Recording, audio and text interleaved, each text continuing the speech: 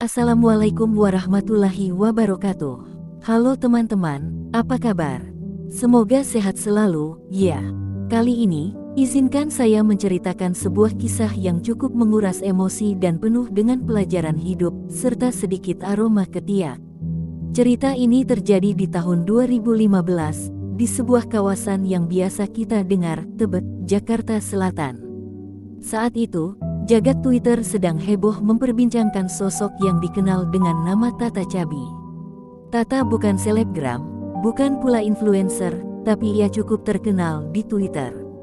Ia adalah seorang peseka yang menawarkan jasanya secara online, sebuah profesi yang mungkin tidak semua orang bisa pahami alasannya. Tapi begitulah jalan hidup yang ia pilih. Namun, di balik sosok yang dikenal dunia maya, Tata menyimpan kisah hidup yang kelam. Nama aslinya adalah Dedeh Alfi Syahri. Ia harus kehilangan ibunya hanya sehari setelah ia dilahirkan. Tak lama berselang, ayahnya pun menyusul. Jadilah ia yatim piatu. Sejak kecil, Dedeh diasuh oleh bibinya di Purwokerto, Jawa Tengah. Saat remaja, Dedeh dikenal tomboy banget. Saking tomboynya, ia bahkan pernah menggunduli rambutnya sampai botak. Mungkin niatnya biar mirip biksu Shaolin, tapi sayangnya, jodoh sebagai pendekar nggak datang juga. Setelah lulus SMP, Dedeh pindah ke Depok dan tinggal bersama kakaknya, Iqbal. Rencananya sih mau lanjut SMA, tapi akhirnya ia memilih untuk bekerja. Pada tahun 2004, ia menikah dan memiliki seorang anak. Sayangnya, pernikahan itu tak bertahan lama. Setelah bercerai, ia menitipkan anaknya ke mertuanya. Ia sendiri jarang menjenguk, dan kebutuhan sang anak dipenuhi oleh mantan suaminya. Dedeh kemudian pindah ke Jakarta dan hidup mandiri. Kepada keluarganya, ia bilang bekerja di restoran.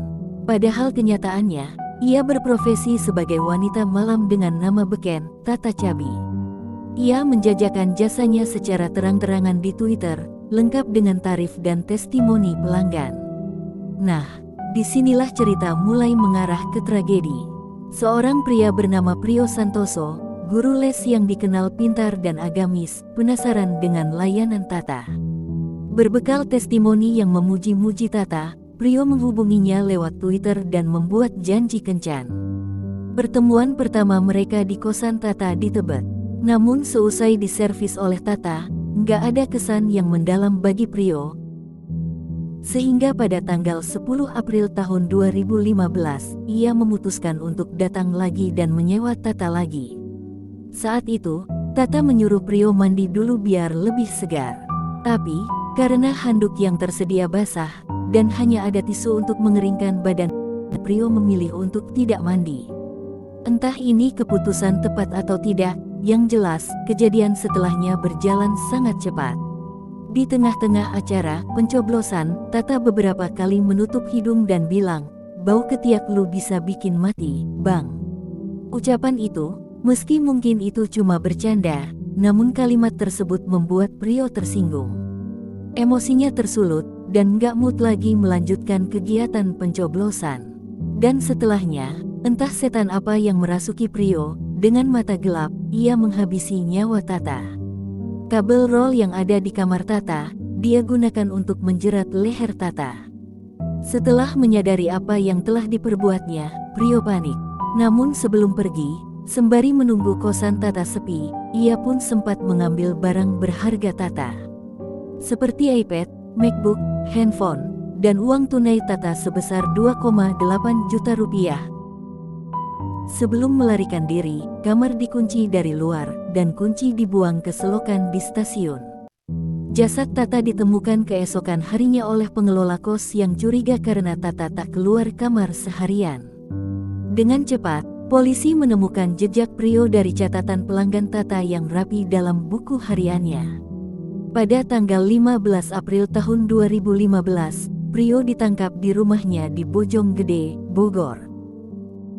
Prio dijerat pasal 339 KUHP tentang pembunuhan, pasal 338 tentang pencurian, dan pasal 365 tentang pencurian dengan kekerasan. Hukuman 18 tahun penjara menantinya. Kisah ini mengajarkan kita beberapa hal. Pertama, emosi yang tak terkontrol bisa membawa kita pada tindakan yang kita sesali seumur hidup. Kedua, bercanda itu boleh, tapi jangan sampai menyinggung perasaan orang lain, apalagi soal bau badan. Ketiga, dan ini yang paling penting, jangan lupa mandi.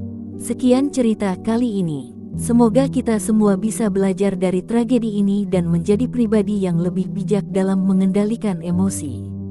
Terima kasih sudah mendengarkan. Wassalamualaikum warahmatullahi wabarakatuh.